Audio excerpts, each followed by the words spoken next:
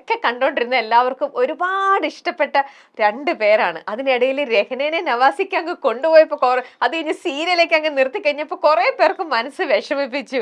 എല്ലാവർക്കും ഒരുപാട് ഇഷ്ടപ്പെട്ട നല്ല സുന്ദരി കുടുക്കനെയും കൊണ്ട് അങ്ങ് പോയി. പിന്നെ സീരിയലും ഇല്ല, അഭിനയത്തിലേക്ക് ഒന്നും ഇല്ലാണ്ടെന്ന് കുറെ പേർ അന്ന് വിഷമിച്ചൊരു കാര്യമാണ്. എന്തൊക്കെയാണ് നിങ്ങളുടെ പുതിയ വിശേഷങ്ങൾ? ഈ ഒരു തിരിച്ചറിവ് ഇന്നിപ്പോ ഇക്കയും രഹ്നയോടെ ഇരിക്കുമ്പോ കുറെ നല്ല വിശേഷങ്ങളൊക്കെ ആയിട്ടാണ്. സുന്ദരനും സുന്ദരി എന്ന് പറഞ്ഞപ്പോ ഇറങ്ങി ഓടിയാലോ എന്ന് വിചാരിച്ചു. അങ്ങനെ ടൈറ്റിൽ പ്രതീക്ഷിച്ചില്ല. അതാണ്, നല്ലൊരു സുന്ദരിയും സുന്ദരിക്കൊത്ത ചക്കിക്കൊത്ത ചങ്കരനുമാണ്. പിന്നെ എന്താണ് കുഴപ്പം? നവാസിക്ക് ഇപ്പൊ പണ്ടത്തെക്കാളും കുറെ കൂടെ യങ് ആൻഡ് സ്മാർട്ടായി. നമ്മളിപ്പോ നമ്മള് പ്രധാന വിശേഷം എന്ന് പറഞ്ഞത് നമ്മുടെ സിനിമ തന്നെയാണ്. ഇഴ എന്നാണ് പടത്തിന്റെ പേര്. എന്തുകൊണ്ട് ഇത്രയും വർഷങ്ങൾക്ക് ശേഷം നിങ്ങൾ ആ പ്രൊജക്ടിലേക്ക് എത്തി? അതിനെ കുറിച്ച് ആദ്യം പറയും. അല്ല, അതിലേക്കാണ് വരുന്നത്. അത് നമ്മൾ വളരെ യാദൃശ്യമായിട്ട് സംഭവിച്ചതാ. ഇത് സിറാജ് റസ എന്ന് പറഞ്ഞ ആളാണ് ഇതിന്റെ ഡയറക്ടർ, റൈറ്റർ എല്ലാം. അദ്ദേഹം തന്നെ അതിന്റെ മ്യൂസിക് കേട്ടോ. പുള്ളി ഒരു അത്യാവശ്യം എല്ലാ കാര്യങ്ങളും കൈകാര്യം ചെയ്യുന്ന ഒരാളാണ്. പുള്ളി വേഷം ചെയ്തിട്ടുണ്ട്.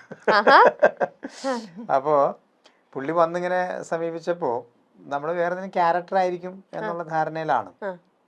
അപ്പൊ പറഞ്ഞു ഇല്ല, മെയിൻ സംഭവമാണ്. അപ്പൊ എനിക്ക് തോന്നുന്നത് ഒരുപാട് ആദ്യം ലിസ്റ്റ് ഇടുമ്പോ പലവരെയും നമ്മളിങ്ങനെ പോവല്ലോ, മെയിലിലേക്ക് പോയി പിന്നെ അവിടെ നിന്നാണല്ലോ ഇങ്ങോട്ട് വരിക. അപ്പൊ ഇവര് പറഞ്ഞ് ഞങ്ങൾ അങ്ങനെ ഒരുപാട് അലഞ്ഞൊന്നുമില്ല. പിന്നെ വെച്ചാൽ ബിസിനസ് ഒരു ആവശ്യമായതുകൊണ്ട് ഒന്ന് രണ്ട് പ്രാവശ്യമൊക്കെ നമ്മളിങ്ങനെ ഒരു അന്വേഷണം നടത്തി. പക്ഷെ പിന്നീട് വിചാരിച്ചതെന്ന് വെച്ചാൽ ഈ ക്യാരക്ടർ ഇങ്ങനെ വന്നാൽ നമുക്കൊരു ബഡ്ജറ്റ് കുറച്ച് കൊണ്ടുപോകാൻ പറ്റും. കാരണം വെച്ചാൽ ഇതൊരു സീരിയസ് സബ്ജക്റ്റ് ആണ്. അത് മാത്രമല്ല, നമുക്കിപ്പോൾ ഈ ആർട്ടിസ്റ്റുകളൊക്കെ ആണെങ്കിലും ഒരുപാട് പുതുമുഖങ്ങളാണ് ഇതിനകത്ത് വരുന്നത്. അത് ഈ കഥയ്ക്ക് ആവശ്യം അങ്ങനെയാണ്. കാരണം പരിചിതമായിട്ടുള്ള ഒരുപാട് ഫേസുകൾ പറ്റില്ല. പിന്നെ സ്ലാങ് അവർ ഉപയോഗിക്കുന്നത് പെരുമ്പാവൂർ സ്ലാങ് വെച്ചാണ്. അതിങ്ങനെ അധികം വന്നിട്ടില്ല സിനിമയിൽ. അപ്പം ഇങ്ങനെ കുറേ വ്യത്യസ്തമായ കാര്യങ്ങളുണ്ട്. പിന്നെ അപ്പോൾ ഈ മെയിൻ ക്യാരക്ടർ എന്ന് പറഞ്ഞപ്പോൾ തന്നെ നമുക്ക് പേടിയായി. പേടിയെന്ന് മാത്രമല്ല, നമ്മളിപ്പോൾ ഒക്കെ എന്തെങ്കിലും ക്യാരക്ടേഴ്സ് ചെയ്ത് പോകാന്നുള്ളൊരു അങ്ങനെ തീരുമാനിച്ചാണ് പോകുന്നത്. അപ്പോൾ ഇത് വായിച്ച് നോക്കിയിട്ട് ഓക്കെ ആണെങ്കിൽ ഒന്ന് പറഞ്ഞാൽ മതി. ബാക്കി എന്തെങ്കിലും കറക്ഷനോ കാര്യങ്ങളൊക്കെ ഉണ്ടെങ്കിൽ നമുക്കത് പിന്നീട് ഇതാക്കാം. പക്ഷേ ഈ കണ്ടന്റ് ഇഷ്ടപ്പെടുമെന്ന് നോക്കുന്നു പറഞ്ഞു. അപ്പോൾ അതിൻ്റെ കൂടെ തന്നെ ഒരു കാര്യം കൂടി പറഞ്ഞു. ഞങ്ങൾക്ക് വേറൊരു ആഗ്രഹം എന്ന് പറഞ്ഞാൽ, ഇപ്പോൾ രഹ്ന വർക്ക് ചെയ്തിട്ട് കുറേ നാളായല്ലോ, കുറച്ച് വർഷമായിട്ട് അങ്ങനെ ചെയ്യാതിരിക്കുന്നതല്ലേ. അപ്പോൾ നിങ്ങളൊരു ജോഡിയായിട്ട് വരികയാണെങ്കിൽ അതിൻ്റെ ഫ്രഷ്നെസ് ഉണ്ടാവും. അങ്ങനെ കൂടി ഞങ്ങളുടെ മനസ്സിലുണ്ട്. അപ്പോൾ ഒന്ന് സംസാരിച്ച് നോക്കൂ എന്നുള്ള സംഭവം പറഞ്ഞു. അപ്പം ഞാനിതൊന്ന് ഇതിൻ്റെ കാര്യങ്ങളൊക്കെ ഒന്ന് പറഞ്ഞ് ഇവർ ഈ ഒരു കണ്ടന്റ് പറഞ്ഞു കഴിഞ്ഞപ്പോൾ തന്നെ നമുക്ക് ഭയങ്കരമായിട്ട് ഇന്ന് ചർച്ച ചെയ്യപ്പെടേണ്ട ഒരു വിഷയമാണ് എന്ന് തോന്നി. ഓക്കെ, അപ്പൊ എന്തായാലും ഇഴ സിനിമയുടെ ചിത്രത്തിന്റെ പേര്, ഇഴ എന്നുള്ള പേര് വരാനും അതിൻ്റെ ഉള്ള അർത്ഥവും അതും കൂടി ഒന്ന് പറയൂ. ഇഴ എന്ന് അതിന്റെ ടൈറ്റില് അവർ ഡിസൈൻ ചെയ്തിരിക്കുന്നത് അങ്ങനെ തന്നെയാണ്. ഇഴ ഇത് ആയി കിടക്കുന്ന, ഇപ്പൊ നമ്മളിപ്പോ മുടി നമ്മള് മെടഞ്ഞിടുന്ന ഒരു ഫീൽ ഉണ്ടല്ലോ, ആ രീതി തന്നെയാണ് അവർ ആ ടൈറ്റില് ചെയ്തു വെച്ചത്. അപ്പൊ നമ്മുടെ ലൈഫിൽ ഇപ്പോൾ ഭാര്യ ഭർത്തൃ ബന്ധമാണെങ്കിലും കുടുംബാംഗങ്ങൾ എല്ലാവരും ആ ഒരു കൂട്ടുകുടുംബത്തിലൊക്കെ ഇഴഞ്ഞു കിടക്കുന്ന കുറെ കാര്യങ്ങളുണ്ടാവും. അതിപ്പോ സന്തോഷവും സങ്കടവും എല്ലാം അവർ ഉദ്ദേശിക്കുന്ന മീനിങ് അതാണ്. ഓക്കെ, അതാണ് സിനിമയുടെ ടൈറ്റിൽ. ഫെബ്രുവരി 7th റിലീസ് ആവുന്നു. ഓക്കെ, അപ്പൊ ഇപ്പൊ ഓൾറെഡി പാട്ടിനൊക്കെ മറ്റു പാട്ടിനാണ് ടീസറാണ് ഇപ്പൊ 2 മില്യൺ എത്തിയിരിക്കുന്നത്. അപ്പൊ ട്രെയിലർ ഉടനെ ഇനിയിപ്പോ ഉണ്ടാവുമല്ലോ, റിലീസ് ഒക്കെ അല്ലേ? ഓക്കെ, ശരി. അപ്പൊ നമ്മൾ അങ്ങനെ സിനിമയുടെ വിശേഷങ്ങൾ കാര്യങ്ങളെല്ലാം പറഞ്ഞു. ഇനി നമുക്ക് ഇക്കയുടെ അടുത്തും ഡൈനയുടെ അടുത്തും നമുക്ക് ഒരു സെഗ്മെന്റിലേക്ക് പോവാം. സുന്ദരി നീയും സുന്ദരി ഞാനും എന്റെ ഒരു സെഗ്മെന്റ്. യെസ്, അങ്ങനെയൊക്കെ ഉണ്ട്. നോക്കട്ടെ.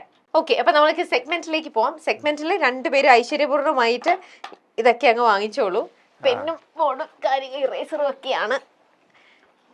നിങ്ങളുടെ മനപ്പൊരുത്തം അല്ലെങ്കിൽ പരസ്പരം എത്രത്തോളം അറിയാം, ഇതൊക്കെയാണ് ഇന്നിപ്പോ നോക്കാൻ പോണേ. ഒരുമിച്ച് ജീവിക്കാൻ അതൊക്കെ നമുക്ക് നോക്കട്ടെ.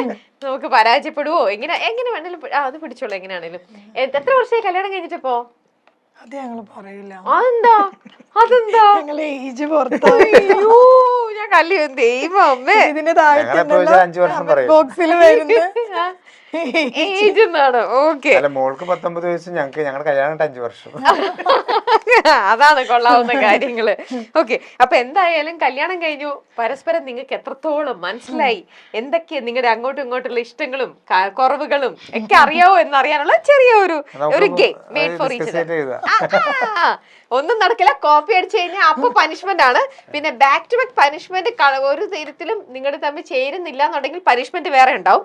കറക്റ്റ് കറക്റ്റ് ആൻസർ പറഞ്ഞു കഴിഞ്ഞാൽ നിങ്ങൾക്ക് ദേ നല്ല ഫ്രഷ് നല്ല രാപ്പിളുണ്ട്, ഇത് നമ്മൾ കട്ട് ചെയ്ത് കൊടുക്കുക അല്ലെ, കത്തിയൊക്കെ ഉണ്ട്, നിങ്ങളെ കൊണ്ട് കഴിപ്പിച്ചിട്ടേ വിടുള്ളൂ. ഓക്കെ, അപ്പോൾ ശരി, നമുക്ക് നോക്കാം. ഫസ്റ്റ് ചോദ്യം നോക്കരുത്, പരസ്പരം അങ്ങോട്ടും ഇങ്ങോട്ടും. നവാസിക്ക ഒരു ദിവസം ഏറ്റവും കൂടുതൽ തവണ ഉപയോഗിക്കുന്ന ഒരു മലയാള വാക്ക് അതെന്തായിരിക്കും? പറയരുത് കേട്ടോ, ക്ലൂ ഒന്നും കൊടുക്കരുത്. രണ്ടുപേരും എഴുതണോ? ആ, നവാസിക്ക ഒരു ദിവസം ഏറ്റവും കൂടുതൽ യൂസ് ചെയ്യുന്ന ഒരു മലയാളം വാക്ക് അതെന്താണ്? മലയാളം വാക്ക് നമ്മൾ സംസാരിച്ചോണ്ടിരിക്കല്ലേ ഇടയ്ക്ക്. അല്ല, എന്നാലും ചിലർക്കുണ്ട് ഒരു റിപ്പീറ്റ് ചെയ്ത് സംസാരത്തിൽ ഏറ്റവും കൂടുതൽ പറയുന്ന ചില ആൾക്കാർക്കുണ്ട് അങ്ങനെ ഒന്ന്. അങ്ങനെ നവാസ്കാക്കില്ല, പക്ഷെ ഏറ്റവും എന്നാലും ഒരു കൂടുതൽ ദിവസം ചെയ്യുന്നത് പറയണ്ട എഴുതിയാ മതി, ക്ലൂ ഒന്നും വേണ്ട, അങ്ങ് എഴുതുക. നോക്കട്ടെ രണ്ടുപേരും കറക്റ്റ് ആയിട്ടാണ് എഴുതുന്നത്. പറയുന്നതിനിടയിലുള്ള പറയുന്ന വാക്കല്ലേ? ആ, അത് തന്നെ. നമ്മൾ സാധാരണ സംസാരിക്കുമ്പോ ചില ആൾക്കാർക്കുണ്ട് ഫ്രീക്വന്റ് ആയിട്ട് ഒരേ ഒരു സാധനം എന്ത് സംസാരിച്ചാലും അവര് പറയുന്നുണ്ടോ? യൂസ് ചെയ്യാറില്ല. ഇല്ല. എന്നാലും എന്തെങ്കിലും ഒന്ന് എഴുത്. നമുക്ക് പനിഷ്മെന്റ് ഉണ്ടെന്ന് വിഷമിക്കേണ്ട, നമുക്ക് തുടങ്ങുമ്പോ തന്നെ പനിഷ്മെന്റിലേക്ക് പോവാം. അത്രേ ഉള്ളൂ. റെഡി? ഓക്കെ, രണ്ടുപേരും ടേൺ ചെയ്തോ, നമുക്ക് നോക്കാം എന്താണ് ആൻസർ എഴുതിയിരിക്കുന്നത്. ഒന്നുമില്ലെന്ന്. ഫ്രീക്വന്റ് ആയിട്ട് അങ്ങനെ ഉപയോഗിക്കാറില്ല. ഇതെന്താ എഴുതി വെച്ചിരിക്കുന്നത്? ഒന്ന് ആലോചിച്ച് നോക്കൂ. ആണോ? നോക്കിയേ, ഒന്ന് ആലോചിച്ച് നോക്കി. അങ്ങനെ പറയാറുണ്ടോ? അങ്ങനെ ഒരു സംഭവമില്ല. എനിക്ക് തിരിച്ചായിരുന്നു ക്വസ്റ്റനെങ്കിൽ ചിലപ്പോ എന്താ ഫ്രീക്വന്റ് ആയിട്ട് യൂസ് ചെയ്യാൻ? അതെന്താ ഞാൻ ഓർക്കാൻ കാരണം അറിയാം, ഞാനിങ്ങനെ ചില സിറ്റുവേഷനില് ഇപ്പൊ പിള്ളേരെന്തെങ്കിലും കാര്യങ്ങളും മറ്റേ സംഭവം ഒന്ന് ആലോചിച്ച് നോക്കി എന്ന് പറയല്ലോ, അത് കഴിഞ്ഞ് കല്യാണം കഴിഞ്ഞ് കുറെ നാൾ ഇത് തിരിച്ചിങ്ങടെ അടിക്കാൻ തുടങ്ങി. ഒന്ന് ആലോചിച്ച് നോക്കിയത്. അത് നമ്മുടെ ചില സാധനങ്ങൾ അങ്ങനെ കിട്ടും. ആ, അത് ശരിയാ. ചില ആൾക്കാർക്കുണ്ട്, ചില ആൾക്കാർക്ക് ഓക്കെ എന്ത് പറഞ്ഞാലും ഓക്കെ ഓക്കെ ഓക്കെ. ചില മനസ്സിലായില്ലേ മനസ്സിലായില്ലേ മനസ്സിലായി ഞാൻ പറയുന്ന കാര്യമാണ് കേട്ടോ. അപ്പൊ അതങ്ങനെ ചെയ്യണോട്ടോ. ചില ആൾക്കാർ ഒരുപാട് സംസാരിക്കില്ല. അപ്പൊ അതുകൊണ്ട് തന്നെ നമുക്ക് ഒരു വാക്കുകളും നമുക്ക് ഇങ്ങനെ റിപ്പീറ്റഡ് ആയിട്ട് തോന്നില്ല, ബോറടിക്കില്ല. ഇപ്പൊ നവാസ്ക എന്ന് പറഞ്ഞല്ലോ, അതുകൊണ്ടാണ് എന്റെ മനസ്സിൽ കിടക്കുന്ന ചില സാധനം ഞാൻ പറയുമ്പോ എനിക്ക് അത് ഓർത്ത് വെക്കണം എന്നില്ല. അങ്ങനെയൊന്നും ഇല്ല. ഓക്കെ, ശരി. അപ്പൊ എന്തായാലും നമ്മൾ അങ്ങനെ യൂസ് ചെയ്യുമ്പോൾ മറ്റുള്ളവർക്കാണല്ലോ ഒരു ബോറിംഗ് ആയിട്ട് തോന്നുക. ഇപ്പൊ ശരിക്കും ഇവിടെ പനിഷ്മെന്റ് കൊടുക്കേണ്ടത് രഹനയ്ക്കായിരുന്നു. പക്ഷെ എന്റെ കയ്യിൽ നിൽക്കുന്ന പനിഷ്മെന്റ് വന്നിരിക്കുന്നത് വെച്ച് നോക്കുമ്പോ നവാസിക്ക് തന്നെ നവാസിക്ക് അത് ഏറ്റെടുത്തോളൂ ഭാര്യയ്ക്ക് വേണ്ടിയിട്ട്. വേറൊന്നുമല്ല, നമ്മുടെ ഈ ഷോയുടെ പേരെന്ന് പറയുന്നത് സുന്ദരി നീയും സുന്ദരം ഞാനുമാണ്. ഓക്കെ, അപ്പൊ നവാസിക്ക രഹനനെ നോക്കിയിട്ട് അതങ്ങ് പറയണം. സുന്ദരി നീയും സുന്ദരൻ ഞാനും. പാട്ട് പാടിയിട്ട് ആ പാട്ടങ്ങ് പാടിയാ പോരെ? ആ, പാട്ടങ്ങ് പാടിയാ മതി. എന്നെ നോക്കണം കേട്ടോ. സുന്ദരി നീയും സുന്ദരൻ ഞാനും ചേർന്നിരുന്നാൾ പെരുന്നാള്.